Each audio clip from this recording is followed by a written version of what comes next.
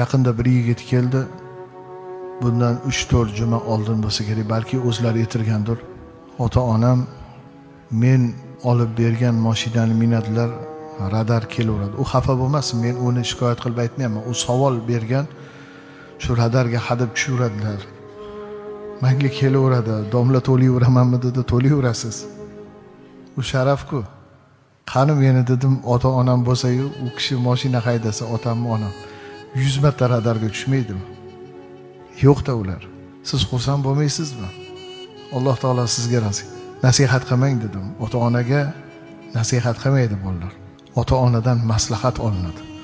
Ota-onadan duo olinadi. Ota-onadan o'rnida odob bilan bilmaganni bilish uchun savol beriladi. Ammo nasihat qilinmaydi ota-ona. Ota-onani tartibga chaqirilmaydi. Ota-onaga shirin so'zlarni topib gapiriladi.